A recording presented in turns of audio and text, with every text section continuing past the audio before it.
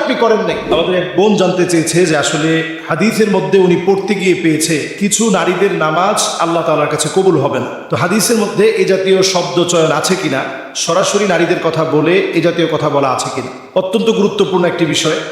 এবং এই হাদিসটি ইবনে মাজায় এসেছে।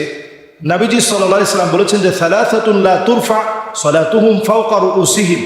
নবী আলাইহিস সালাতু ওয়াস সালাম বলছেন ফাওকা রুউসিহিম শিবরান, কিছু কিছু মানুষের নামাজ তার এক বিগত উপরেও পৌঁছায় না, আল্লাহর কাছে পৌঁছাবে তো অনেক দূরের কথা। ফাওকা রুউসিহিম শিবরান, তাদের মাথার উপরে এক বিগত উপরেও তার নামাজটা পৌঁছায় না। তিন শ্রেণীর মানুষের কথা বলা হয়েছে। এর মধ্যে প্রথম শ্রেণীর কথা হচ্ছে রাজুলুন আম কওমান ওয়া হুম লাহু কারিহুন, যে ব্যক্তি নেতৃত্ব দেয় কিন্তু সবাই তাকে অপছন্দ করে।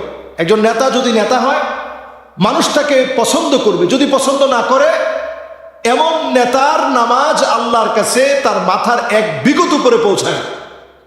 ফাওকা রুউসিহিম শিবরান, মাথার উপরে এক বিগত দূরেও তার নামাজটা পৌঁছায় না। এই জন্য এই বিষয়ে অত্যন্ত সতর্ক হওয়া আমাদের প্রত্যেকের জন্য জরুরি।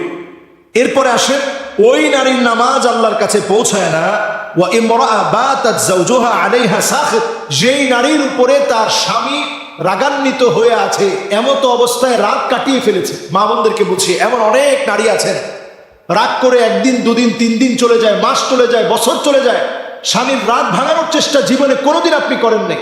স্বামী সারাদিন কষ্ট করে আপনার রাগ ভাঙানোর চেষ্টা করে, আপনি কোনোদিন স্বামীর রাগ ভাঙানোর চেষ্টা করেন নাই। স্বামীর রাগ ভাঙানোর চেষ্টা যারা করবে, সাদাকা হবে, সাদাকা হবে। দান সৎকা করলে যেমন সওয়াব হয়, স্বামীর রাগ ভাঙানোর চেষ্টা করা এটা সৎকা।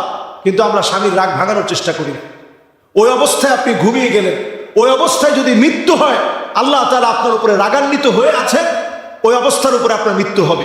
ওই অবস্থায় যদি আপনি নামাজ পড়েন, নবীজির হাদিস বলতেছে তার নামাজ আল্লাহর কাছে কবুল হবে না। ফাওকা রুউসিহিম শিবরান, আপনার নামাজ এক বিগত পরিমাণও যাবে না। মা বোনদেরকে বলছি, খবরদার, এই বিষয় থেকে ফিরে আসুন। স্বামীর সঙ্গে রাগ হয়েছে, সুন্দর একটা কথা বলে প্রশংসা করুন, রাগ মাটি হয়ে যাবে। স্বামীকে হাসানোর চেষ্টা করেন, স্বামীকে মনোরঞ্জন দেওয়ার চেষ্টা করেন, স্বামীর মন বোঝার চেষ্টা করেন। এরপর রাসূল করিম সাল্লাল্লাহু আলাইহি ওয়াসাল্লাম বলছেন ওয়া আখাওয়ান মুতাসারিআন, দুই ভাইয়ের মধ্যে বাকবিতণ্ডা হয়েছে, তর্ক বিতর্ক হয়েছে, এরপরে কথাবার্তা সব বন্ধ হয়ে গেছে, ভাই ভাই আর কথাবার্তা নাই। ভাই ভাই কথা চালু করেন, দ্রুত সম্পর্ককে বিল্ড আপ করেন।